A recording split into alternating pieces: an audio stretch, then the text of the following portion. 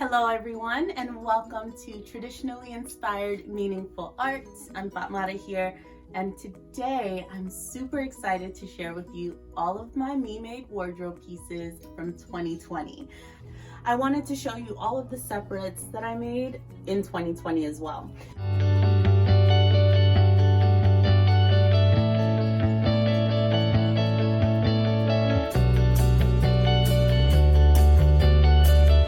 So now let's get into the sets that I made this year and the separates.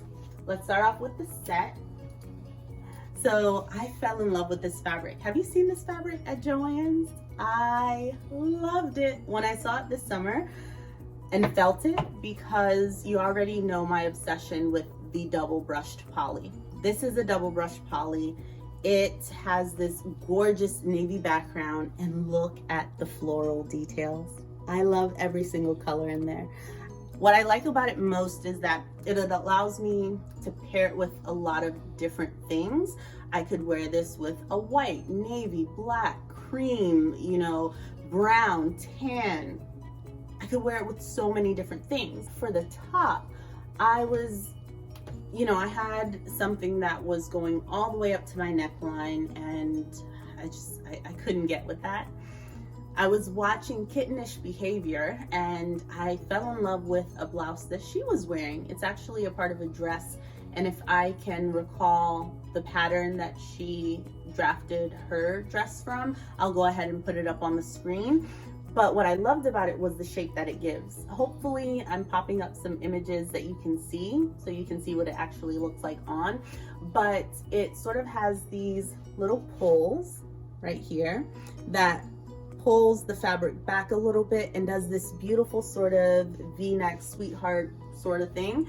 And I love it. I love it so much. I know that, again, I can pop a white blouse under here, black, tan, any of the colors really that are in this, and give that breathing room. I could wear these as separates, put it on top of a different skirt, a pair of pants, what have you. But I could also wear them together and it still comes off as a dress. I have worn it that way already. So I am in love with the idea of separates, especially when they're matching sets, and I can get a lot of use out of them, pairing them together, but also wearing them with other things in my wardrobe.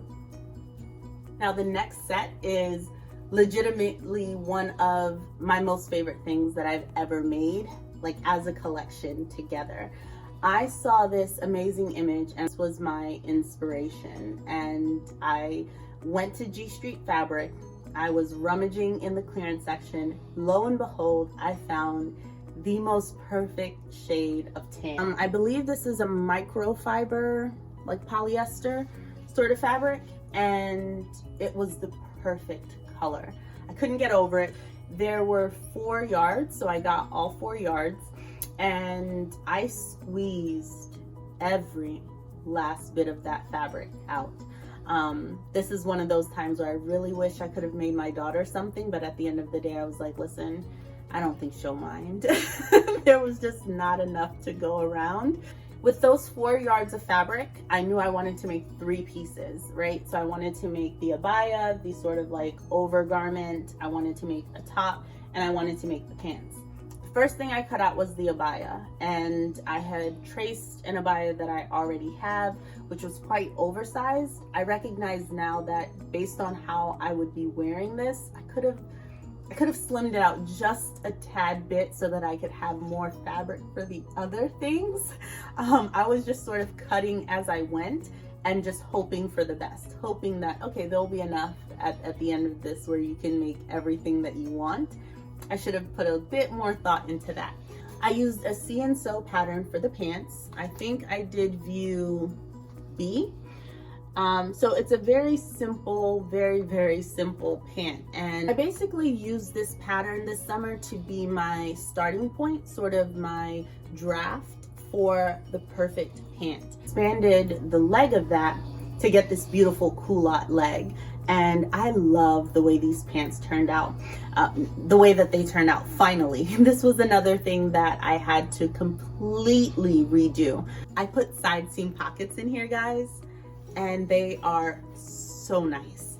I used a French seam for pockets. I used a tutorial from Kittenish Behavior, so I'll go ahead and link that in the description box below if you've ever wanted to do a French seam for inseam pockets in a skirt or a pair of pants. It looks so professionally done, so crisp. Like, I marvel. I'm like, you did that? You did that? Look at that, guys. Look at that. I'm very proud of these pants. So the entire seam here is French seam. So I'm proud of these pants overall. It has 2 darts in the front, 2 darts in the back. Now let's talk about the top. I was working with 4 yards of fabric. I had done this very oversized abaya. I also did these very oversized pants, which I then went and slimmed out months later, so wasn't really helpful. Let's talk about the top. Here I have what I deem my best quilting work ever. There are 11 pieces of fabric housed within here. If you would do me the honors. We have 1, 2, 3, 4. The back is where it gets interesting. 5, 6, 7, 8, 9, 10, and 11. You can even see this is like the salvage of the fabric. Do you see the little dots? The little holes? Because that's the salvage. I went into my fabric bin as I was, cutting out different things and kind of putting them to the side. I was rummaging through that, pulling out any scrap of fabric that was big enough to, fill the little gaps that I needed. Like, look at that corner. Look at how that is patched in there. So that is why I was laughing so hard, because this was, in every sense of the word, a labor of love. I do love this top. I had to rework it twice, actually. So now we're getting to another pair of pants that I made. This pair was a 1 yard fabric challenge that I imposed upon myself. Like, I volunteered for this challenge. I had 1 yard of this fabric from G Street Fabric in their clearance section. Again, it does have pockets. I tried to do a slant pocket this time. I find that for my shape, the slant pockets just look a lot neater and flatter and don't sort of pucker out at the sides. So I was glad to finally give that a go. That was a huge battle for me with these pants. But overall, I appreciate them. I think they work. And for a $2.97 pair of pants, it's not bad. I like it. So this was my very first wearable toile. Wearable toile is basically like a wearable muslin. It's a trial run of your garment in a fabric that might be more inexpensive. So typically folks would use muslin. I tend to do all of my wearable toiles in Ankara fabric, so African wax print, mainly because I have a lot of it on hand using that see and sew pattern. And I made it out of this very, very vibrant Ankara fabric. I actually, years ago, had cut out a top for this. So hopefully I can start wearing them as a set, actually. I have to go and find that top and fix it. I'm sure it wasn't sewn as nice as the way that I'm sewing these days. So I'll go back in and fix it. This one does not have pockets. Again, it was the first toile that I made and I was not really interested in figuring out pockets at that time. And the see and sew pattern also does not have pockets, just so you know.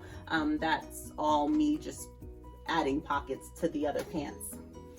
But for this one, I mean, worked out well. Hopefully you can see in the images, I like the fit. I did have to extend the leg so that they go all the way to my ankles. Once I fix the top of this, I think it'll look lovely as a set. So I can't wait to wear it that way.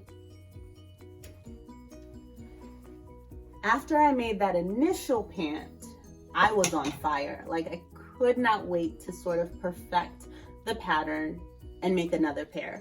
For the sizing of this see and sew pattern, I had to go from a size 14 at my waist out to a size 18 at my hip and then back into a size 14. So there was a lot of grading that I had to do, which For someone who's not used to patterns, the idea of grading, the idea that, you know, there are finished garment sizes versus the measurements that they have on the outside of the package, figuring all of that out took quite a while, right? Which is why I made the wearable toiles, something that I wasn't too precious about the fabric, see how it fits. Now, one of my biggest issues is I will make so many edits to the actual garment and forget to go back to the pattern and make those same changes so that next time I want to make it, I'm not making the same edits and fixing it all the time. So that's what I did when I made these pants. I made sure that I fixed everything to its proper size, but then I went back to the pattern so that next time I want to make some pants, hopefully I don't have to go and jump through a ton of hoops. But this is by far one of my most favorite fitting pants that I own, actually. You know, oh, I'll show you this one. So this is actually a thrift flip. I think this is the only thrift flip that I have here, and I'm really excited about this. I got this skirt at the thrift store, and I was really looking for like an emerald green pleated skirt. Like, that's been a dream of mine. I think it'd be a great addition to my wardrobe. I've not been able to find one as I've been thrifting, but when I came across this one, I said, you know, it's not pleats, it's sort of like crinkled, but I love the texture of it. The color was nice. It's not like a satin or anything, but it'll do. One of the issues was that it's quite sheer. Can you see me? It's quite sheer, and that's how the skirt came. So I had this beautiful, beautiful emerald green silky fabric left over from my cousin's wedding, so I decided to use that as the slip of the skirt. I made it quite long, put a little slit in the back so that I can walk, and I finished it all with French seams. So those French seams came in handy. I love the finishing of it. The skirt originally was a size large. It had an elasticated waistband. I just removed the old elastic. It had been a little bit worn and tired. So I went ahead and took that out and inserted my own non-roll elastic and just made it fit my waist. So I get really great gathers on this, and I'm really glad with how it turned out. It's completely opaque now, and I'm sure I'll wear this tons in my wardrobe. Let's get into the tops, and then we're almost done, guys. Let me know in the comments down below what has been your favorite so far. Let me know if you have any questions for me about how I've been self-drafting my own patterns, and I'd be more than happy to answer that for you. Oh my gosh, honorable mention in the matching sets category. Would it have been 2020 if I did not sew up my own loungewear? I fell in love with this fabric. This was another G Street fabric find. So happy I got it. This is actually a clone of a Tahari sweater that I have. I just love the boxy, really relaxed style of it. So I went ahead and cloned that and turned this into a sweatshirt. So the pants are actually a clone from Adidas track pants that I have that I really love. I put pockets in them. Yeah, I mean, I love lounging in this as a set. One thing that I didn't consider when I was making this is that fabric definitely expands as I wear it. So I love this garment most when it's just out of the washer and dryer because it fits so well. Everything about the knit is really tight. But as I start to wear it and it relaxes, it gets really slouchy and really baggy. So I think if I were to make some loungewear again, I'd just be more mindful of the fabric that I'm using. Yeah, it's so cozy. Let's talk about the tops I made this year. First up, we have this ruched top. I did 3 different types of ruching in this top. So the first one that you'll see that's most evident is the drawstring method. So I could manually pull this up, make it more ruchy. I could pull it out. For the sleeves, the ruching here, I actually sewed in with a zigzag stitch a little elastic. So this is the elastic. I had so much of it because this is the type of elastic I was using for all of the masks that I was making. So that's what that looks like close up, if you can see. So super stretchy. And then the final type of ruching that I did was actually on the sides.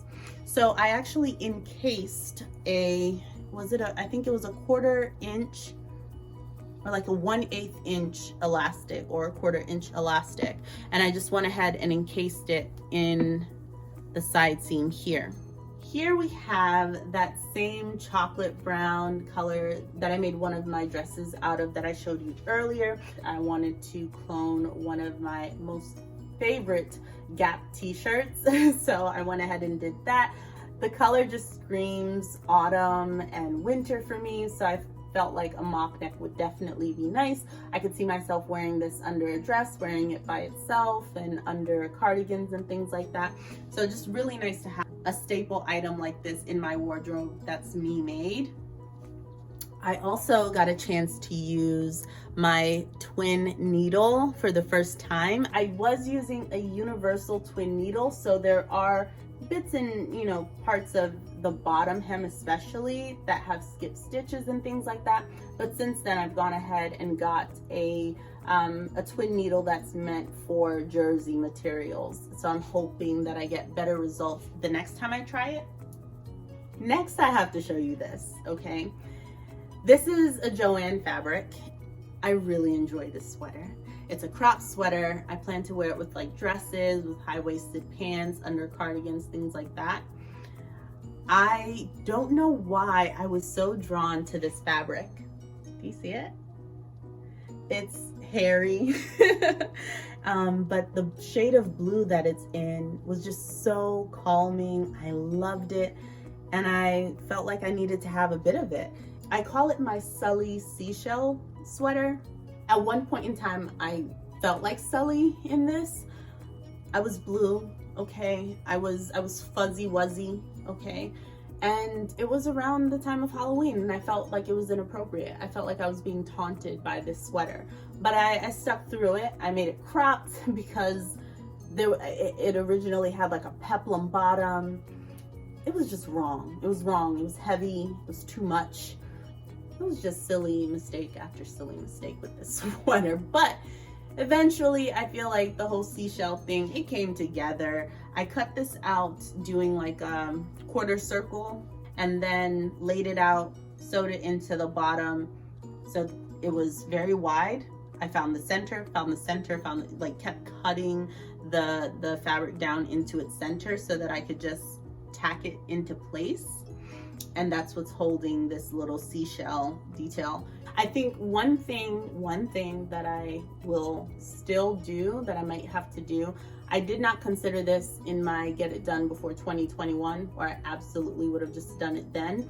But even after I fixed it and did all the things, as I've been putting it on and taking it off, I still feel like the band down here, it's just uncomfortable to put on and off. And I think what it needs is a really short zipper, like a side zip that faces down, so that I can like pull it up, get into it, and pull it down and put it back on. I might have to do that. But Sully seashell sweater. You see me in this, let me know how you feel about it. Let me know in the comments down below if you would ever wear something this fuzzy, this blue, this seashell-y, okay? Let me know what you feel about this sweater. We went through a lot. I've learned to love it. I hope you do too. I saved this one for last because it is an honorable mention, all right? I'm honorably going to mention it, and we won't talk about it again, all right?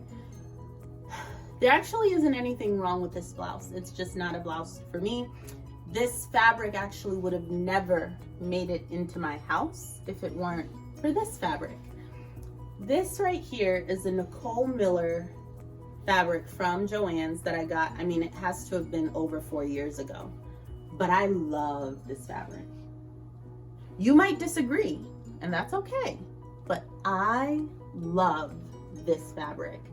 Look at it up close. Look at that. It's like they took photos, made them negative and positive and chopped and screwed it. I love this fabric. When I originally bought it, I think I made like a cocoon. I'll put a picture of me in it. I wore it to Atlanta. I left it there.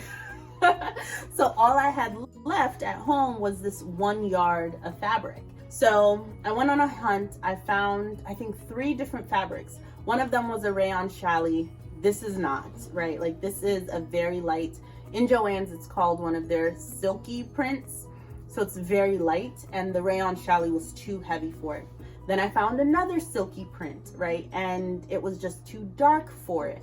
I had been pinning all of these sort of mixed print wrap dresses, and I was like, oh, I'm gonna be so edgy and cool. And the brands that do that, honestly, getting that right is such a challenge. So I give kudos to anyone who's not afraid to mix prints, but it was hard.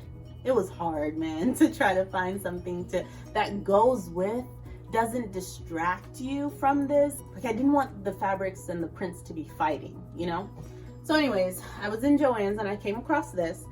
I thought it would work. So I went ahead and did it. Let me kind of give you a visual idea of what this is. I'll try to insert a picture. I think I took like one video on Instagram and showed you guys what it was before I cut it up. If I can find that, I'll go ahead and insert it. I kept looking at it and I was like, there's something wrong. There's something wrong. It had pockets. That was nice.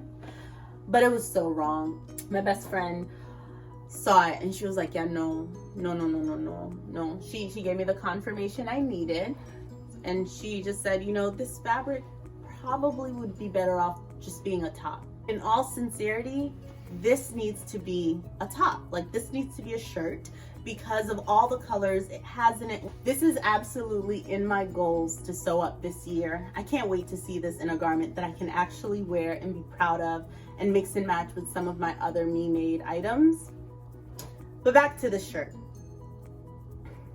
Because I had already made the top with the ruffle and the sleeve and this bottom flounce, I had all those pieces. So I unpicked this fabric from it. I salvaged what I could, and I then cut out from the remainder of this fabric a center panel so I could make this into a top.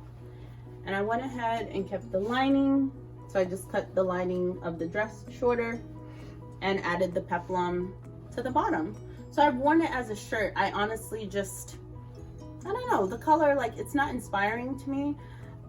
If my sister wants it, like, it's hers. Otherwise, I feel like it's something that I would put up in my closet and wear because I felt bad for it. Like, I'd be like, oh, you haven't worn that and you made it, you should. I wouldn't be excited to wear it. I also sheared the cuffs as well. And I will say that shearing, it was much more exciting on a lighter fabric like this. The only other time that I did shearing, as you saw, was in the wax, the African wax print wrap dress. And that one sheared nicely, like it did what it was supposed to do, but this is like super stretchy. So it's a bit more satisfying to sort of see the shearing on a lighter fabric. All right, so those are all of the things that I made in 2020. I hope I included everything as I could remember. Of course, there were tons of masks, but you all know what those look like. If anyone has ever thought of picking up sewing, I hope that you do. It was my piece when I needed it to be. It was challenging, it was enjoyable, it's satisfying. I do so many other different types of art. And honestly, I think why I landed on sewing is because once you're done with it, you have something that you can wear. It's so fulfilling to make your own clothes, to wear them. And I love that experience. And it's also been nice to kind of find gaps in my wardrobe and fill them, but also fall in love with fabrics and say, what can I make this into that I'm absolutely going to enjoy, hopefully for years to come.